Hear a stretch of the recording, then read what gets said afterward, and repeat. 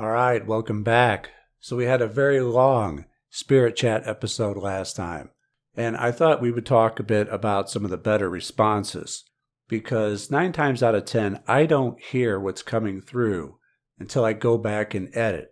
So I never really get a chance to talk about the replies other than the ones that I actually hear at the time, which are far and few in between. You'll know when I hear a reply because I'll say so. I'll repeat what I think it is that I hear. And there were a lot of replies in there that I wish that I could say something about. So let's get into Spirit Chat 7.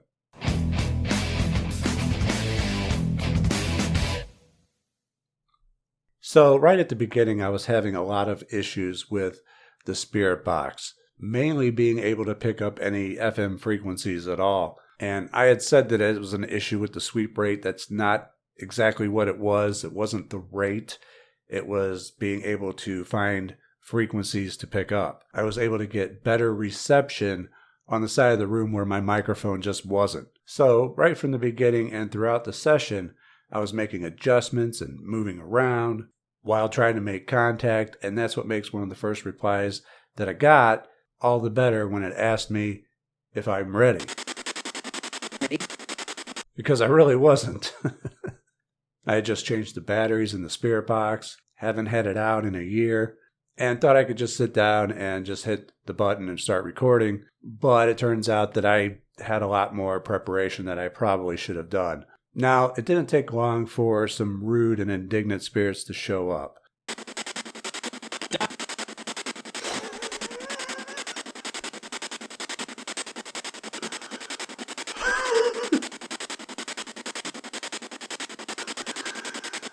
I know. Did he just say die?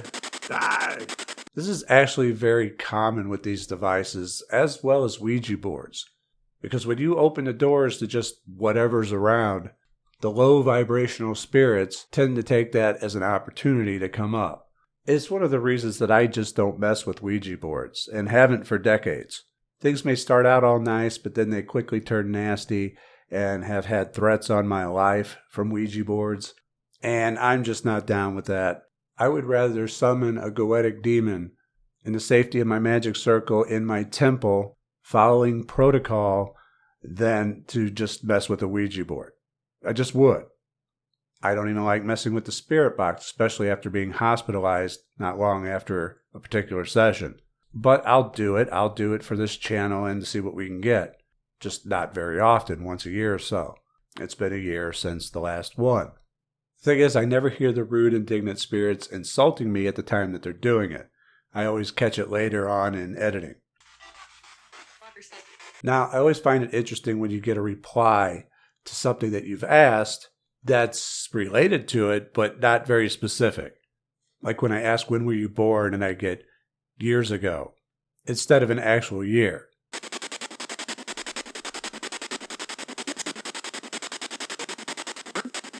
I find those so interesting because it's so close to being so relevant. If only they would have just said the year. When I was moving around the room a bit, we had one come through that was like yelling, "Get off." Those kind of replies always catch my attention in editing because I don't know what they're referring to. I don't know if they're talking to me, another spirit, or if it's just a commercial on the airwaves. Was there a spirit right next to me? And when I decided to start walking around the room for better reception, I ended up getting up on him, like walking through him. And that's what I find fascinating about that reply, is because I was moving around the room at the time. And then there's the kind of replies where you'll get multiple responses and answers, but they're all different. Because I'll ask how many spirits are here with me, and they'll answer 6, 1, 2, 3.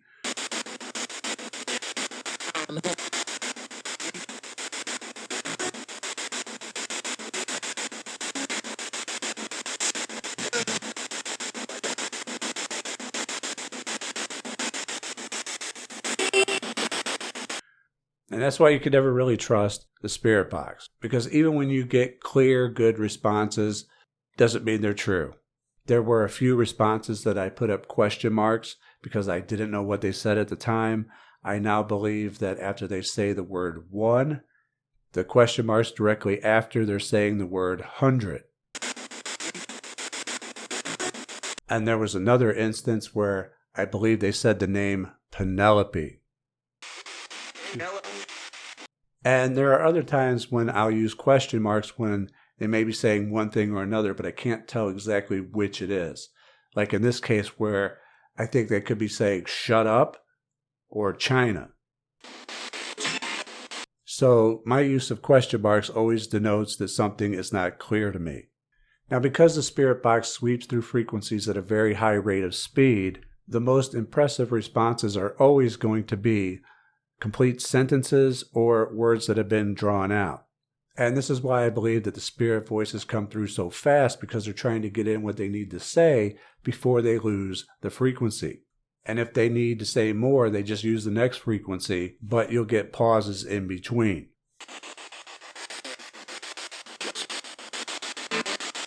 Those are always my favorite type of responses. One of the craziest replies was, "No pharmaceutical, you're perfect, huh?" Asking if I'm perfect? No, I'm not, and I'll be the first to admit that. But it's like a reference to pharmakia and how people, particularly Christians, argue that sorcery is condemned by the Bible, when the word sorcery was a mistranslation of the original word pharmakia, meaning pharmaceuticals, medicine. And you could do what you will with that knowledge. But does that mean that I refuse to take medicine? No. I had recently just gotten over a nasty sinus and respiratory infection, and in order to do so, I had to take medicine. Now, I don't like having to take medicine. I do everything I can to try to avoid it. But sometimes you got to go to the doctor. I just found it interesting that pharmaceuticals would be referenced and saying, "Oh, you're perfect, huh?" No, not at all. We all strive to be perfect, but it's really not attainable. For if you did obtain it, there would be nothing left to work towards. Now, when I asked, "Why are you here?" I did get a couple interesting replies. Now, I'm not quite sure what is being referenced as famous here. If they're talking about me, I'm certainly not famous. Or if they heard about something else, I don't know exactly what it is that they're referencing. But the replies were clear enough that I included them here. Same thing when I asked how long they have been here, and I got the reply of summer. It was a very distinct and clear reply. There were a few unusual but silly replies, such as, "Oh my God," and "just ding it," whatever the hell that means.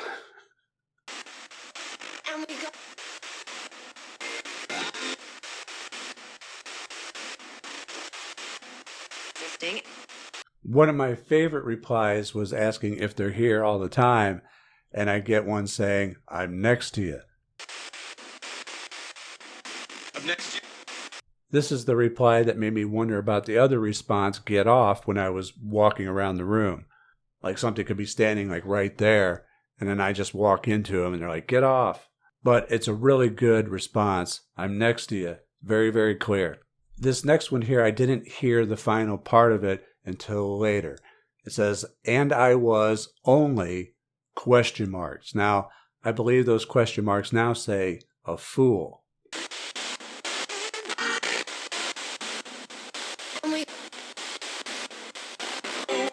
Now, I do my best to interpret the responses. I don't just go over them one time. I go over them dozens and dozens of times, sometimes even backwards, trying to figure out what it is they're exactly saying. I'm making sure that what I'm hearing is actually being sounded out in the response. It's really a lot of work putting these together. But even after all of that, sometimes I don't figure out what's being said until I listen to it much later. And many times it's like, "oh yeah, how did I miss that?" And this is one of those. I certainly should have caught this one. Now, at one point, I left the room and I came back naked. And this was the response that I got. No, I'm kidding. I wasn't naked. But had I been, I imagine that would be the response that I would get. You know what I'm saying? Yeah, that was stupid. All right, moving on. Now, this next one was the clearest EVP of the entire session. Definitely a Class A. There's no mistaking what it's saying. I'm free. And I like the question that it was responding to about reincarnation, because it's almost like it's saying, well, why would I want to do that? Now, at one point, I went to light a candle, and then I got a response asking, what did I do? I definitely got a kick out of that one. And then we got the response that impressed me the most during the session, which was the one that said, "Won't talk to you." Ow! Won't talk to you. Don't want to talk to you. It was definitely one of the better ones that I heard at the actual time when it was said. But then we also had this one. And the only part I heard at the time was kill people. I didn't hear the beginning of it. To which the answer is no, you don't need to do any of that. But these are the kind of responses I do like to get because it shows that there's simply not people on the radio saying these things. I mean, first off, it's a very long response for the sweep rate, and there's just simply nobody on the radio that's going to be sitting there saying, "Do I need to kill people?" Or "F yourself," or this next one.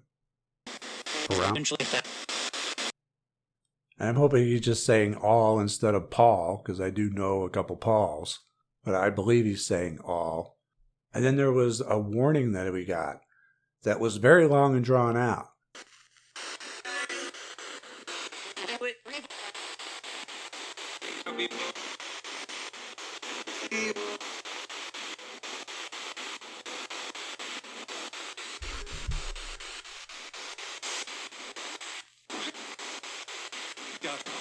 Is all that to warn me that there may be some evil people I need to watch out for the next time I'm at the gas pump? Hopefully not. One of my favorite responses to a question that I asked was, "How old are you?" How old are you? That to me was just kind of funny, yet true. I mean, why keep count anymore? I think one of the most impressive replies that I had gotten is one that didn't even make any sense. But it was impressive because there was two voices instead of one.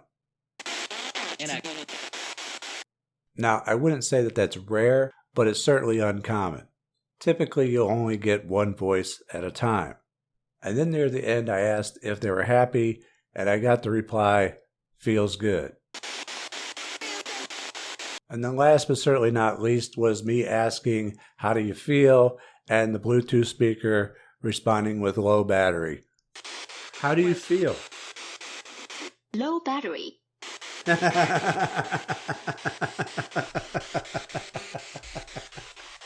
That was just hilarious to me. And those are the replies that I wanted to go over in Spirit Chat session number 7. Now, we probably won't be doing another Spirit Box session for a while. There's not really any practical use for it that I've found, so just consider this your October treat, as it were. Still, I hope you enjoyed the video. Leave a like and share it if you did. Follow me on Twitter at Frater Xavier, or give a like on Facebook at facebook.com/mindandmagick, and consider joining us on Patreon or Subscribestar, where all supporters get early access to Mystery School videos before they're available elsewhere. I'm Frater Xavier. Thank you for joining me, and I'll see you next time. Take care.